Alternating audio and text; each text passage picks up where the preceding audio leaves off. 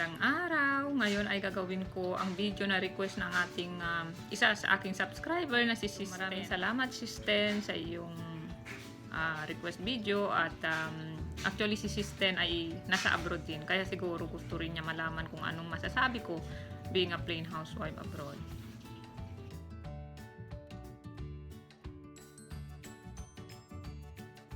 Okay, so being a plain housewife abroad, nauubos yung oras ko sa gawaing bahay.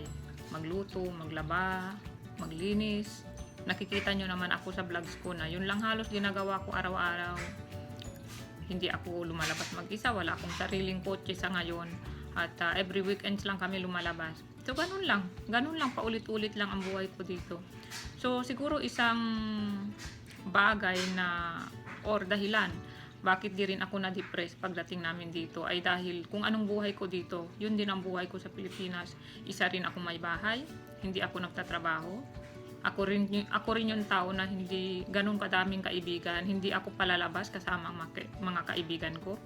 So siguro pagdating dito parang hindi ko yun hinanap. Good for me kasi kaya kong mabuhay na ganito. Kumbaga hindi lahat ng tao kaya maging housewife. Meron akong isang kaibigan noon na sabi niya sa akin, hindi daw siya mabubuhay sa bahay. Masisira daw yung ulo niya.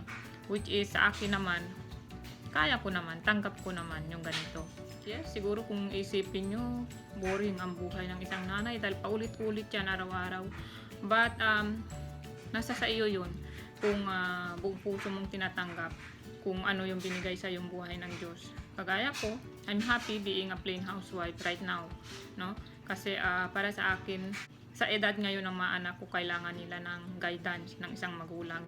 Okay, so sa mga nanay dyan na nakakaranas ng burnout, kung nakakaranas kayo ng depression dahil paulit-ulit ito na lang yung buhay nyo, parang ganon.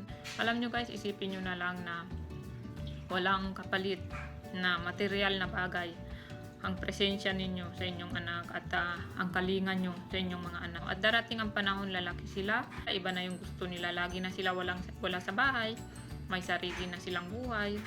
And then maganda rin na may bahay ako pagdating dito sa US ay nandyan ako para sa mga bata. Kasi alam nyo guys, dumating kami dito sa US, medyo malalaki na sila. Sila yung mag-a-adjust mabuti, unlike tayo na mga adult na.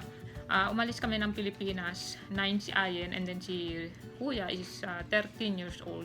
So ito yung mga edad na pagdating dito ay nagkakaroon ng yung tinatawag nating culture shock, yung mga bata.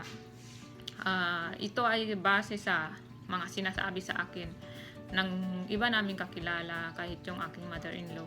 Kaya priority namin ngayon talaga ay sila.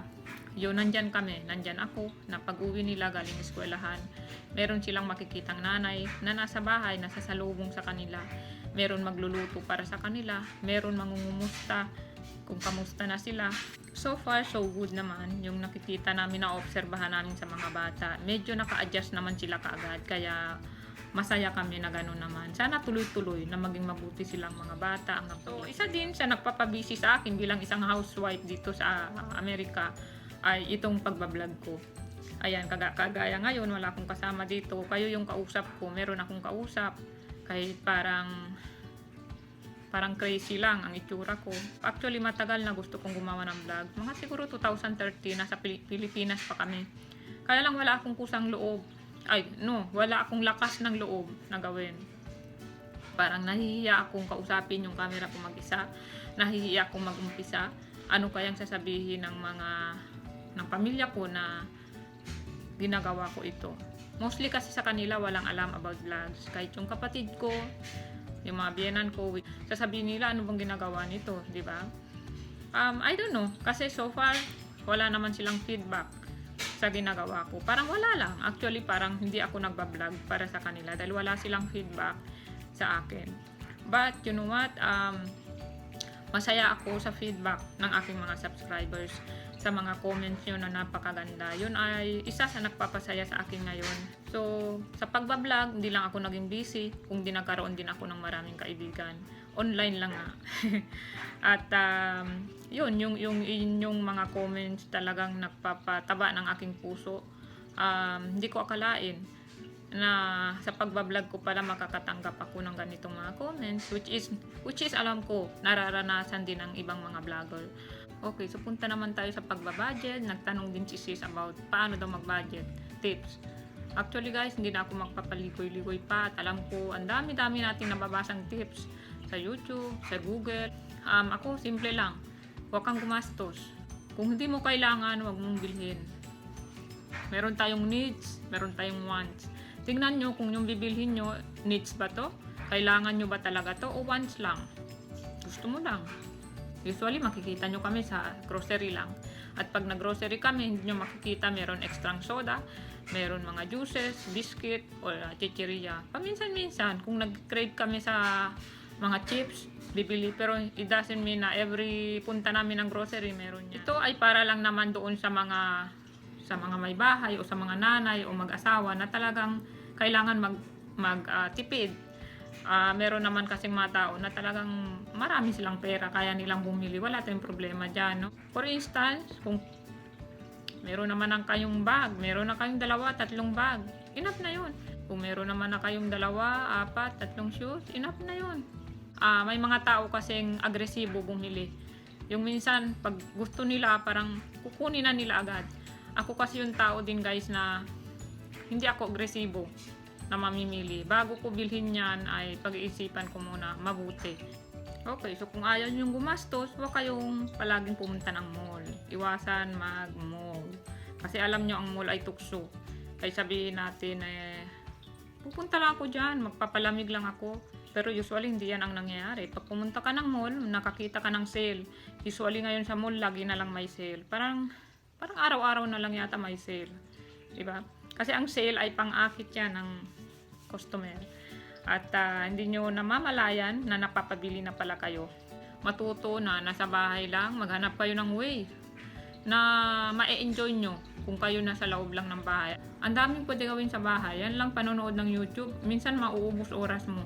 Hindi ka pa gumastos ng pamasahe. Hindi ka pa napabili. Pagdating naman sa time management, wala ako masyadong problema dyan. Hindi ako nag-i-struggle dyan since nasa bahay lang naman ako. Kasi sa aking mga naobserbahan, usually yung iba kasi 2 to 3 jobs, 4 jobs.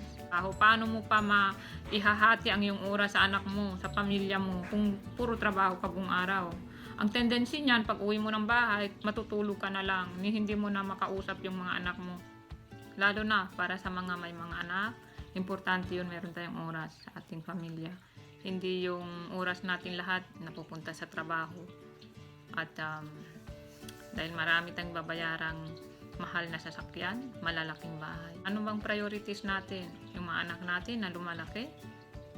O yung magbayad tayo ng malalaking bahay at sasakyan? Dapat nabubuhay tayo, hindi para ma-please yung ibang tao, not to please others. Okay, sa pros and cons, advantage or disadvantage ng pagtira namin dito. Actually, wala masyadong disadvantage kasi pumunta kami dito sabay-sabay. So, same lang kung anong buhay namin sa Pilipinas. Ang ano lang, medyo nag-adjust lang kami financially. Kasi sa Pilipinas, hindi kami nagbabayad ng bahay doon. Nakatira kami sa bahay ni Glenn, sa bahay ng magulang niya. So, wala kaming binabayaran. Unlike dito, ang dami-daming kailangan bayaran. Bahay, kotse. So, yun. Medyo sa financial aspect naman kami, medyo nag-adjust. So, sa experience naman namin sa pagtira dito sa US, 2 years na kami dito and so far so good. Mabubuti yung aming mga kapitbahay, maganda yung lugar, napakatahimik, walang gulo, at maganda yung school district ng mga bata. Yun ang number 1 namin. Chinek muna bago kami nag-isip na dito na magrenta. Kung tutuusin, mas mahal dito ang mga renta at mas malayo pa sa trabaho ni Glenn. Pero ito ang pinili namin para syempre sa mga bata, kailangan maganda yung environment nila. So, ayun lang guys, yung kabuuan ng video na ito. Hindi ko alam kung medyo mahaba ba yung nasabi ko o nahalo-halo na ba yung nasabi ko o out of topic na ba ako. Hindi ko alam, pero sana mai-edit ko ng tama ang video na ito. First time kong gumawa ng ganitong videos, yung kinakausap ko lang talaga kayo. So, thank you Sis Ten for giving me the opportunity na gumawa ng ganitong videos. Yun ay pawang karanasan ko, experience ko at pakiramdam ko, effective na way na ginagamit ko sa buhay ko bilang may bahay. Maraming salamat, Sis Ten, at sa lahat ng subscriber ko dyan. Maraming salamat sa inyong panonood.